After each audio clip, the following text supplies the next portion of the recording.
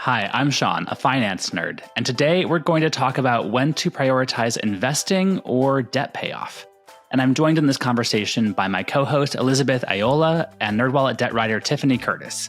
Let's get to it. This episode's question comes from Alex, who sent us a text message. Here it is. I have a question regarding loan payoff strategies. I am currently on a snowball payoff strategy, starting with my higher interest car loan at 6.9%. But I also have loans at 3.9% and a mortgage at 2.8%. At what rate does it stop making sense to prepay loans to become debt-free and prioritize investing more? Thank you, Alex.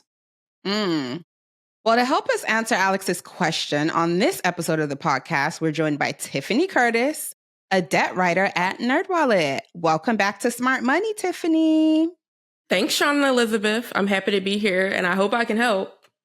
Oh, I know you will. All right, so let's dig into the topic, guys. Our listener mentioned that they're using the debt snowball method to pay off their debt. Can you start by describing what this is for us, Tiffany? Yes, so it's an approach to debt that focuses on paying off your smallest debt first. And once that's paid off, you take the amount that you were putting on that one and you move it over to the next largest balance. And then you keep that pattern going.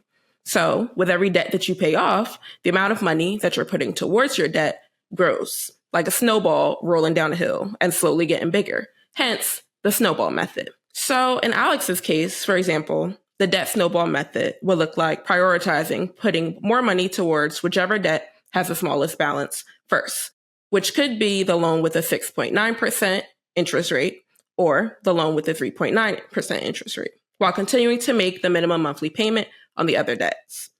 Remember, with debt snowball, you're focused on the account balance and not the interest rate, and then rolling that money to the next largest debt. Right. And the debt snowball method is often compared with the debt avalanche method because we love our snow analogies in the debt payoff space, I suppose. So can you talk about how this one works? Sure. We do love a good snow analogy. I think that having a visual of your debt payoff, be it snowballs or something else, it can help make it a little easier to understand the method. So the debt avalanche is the opposite of the debt snowball method. Instead of focusing on paying off the smallest debt first, you tackle the debt with the highest interest rate first, while making the minimum monthly payment on your other debt. And then you roll that money into the next highest interest debt to the debt, and then you keep it going. So with our listener Alex's debts, they would focus on paying off that 6.9% car loan, then the loan at 3.9%, and then the mortgage at 2.8%. And thinking about their question, I'm kind of wondering if they're actually doing the avalanche method instead of the snowball, because they can be kind of easy to mix up. Wow. That was a tongue twister, guys. Yeah. Listeners, I hope you're following along. All right, Tiffany, so how can someone determine which payoff method might be better for them? Well, first, I think it helps to figure out whether you'll be more motivated by small and quick wins, which you get with the debt snowball method, or if you're more of a patient and analytical person who can stick out the debt avalanche method, which may take longer. So paying off your smallest debt first may give you the energy to stick out paying off your debt, while the debt avalanche method could lead to you growing weary, especially if your largest debt is also the one with the highest interest rate. At the end of the day, I think the best payoff method for you depends on your goals and how you approach money. So you have to be honest with yourself. That's a really good point, Tiffany, because people love to argue about the debt snowball and the debt avalanche method and say one is always the best way to go. A lot of people who are more mathematically minded perhaps may say avalanche is always the best because it can save you money depending on how your debts are structured. I tend to prefer the snowball personally because I think that psychologically, people paying off debt and getting the benefit of closing out an account can keep people going over the long run because debt payoff can be quite a slog.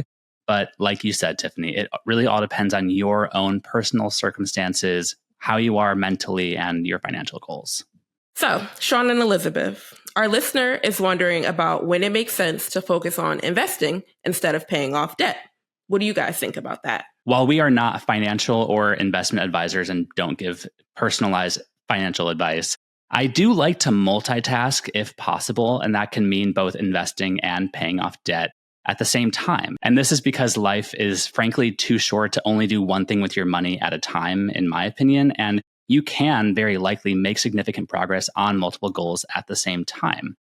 And our listener asked about at what rate it makes sense to focus on investing instead of paying off debt. I would say our listener may have pretty affordable debt. Their car loan is a little pricey at around 7%, but their mortgage is at 2.8%. I'm guessing they got that in the early days of the pandemic. And their other loan, which they didn't specify the nature of, is at 3.8%. All in all, that is pretty reasonable, especially compared with credit card debt, which can have an APR well over 20% right now. For sure. I think that is reasonable, Sean. And it can, if you're like me and debt is like an itch in your foot, just want to get rid of it. But sometimes you really have to do the math and think about what makes more sense. So on that note, you can compare that with investing in the stock market. Some people have historically been able to get around, let's say, 10% returns over time, which is pretty decent. So you can get a greater return by investing than by paying off your debt. If you factor in inflation, which erodes the value of your money, and investing can seem like an even better deal. So a question that our listener can ask themselves is, where can I get the better return on my money? Paying off a credit card with an interest rate north of 20% is likely going to give you a better return than investing in the stock market.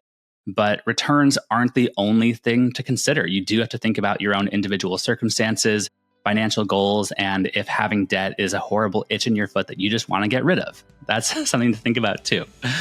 But I will say this is a really common question among listeners, and it's something that many nerds deal with too. Thanks for watching. I'm Sean Pyles, host of NerdWallet's Smart Money Podcast. If you learned something new today, hit like and subscribe and share with your friends. Also, listen to NerdWallet's Smart Money Podcast wherever you get your podcasts.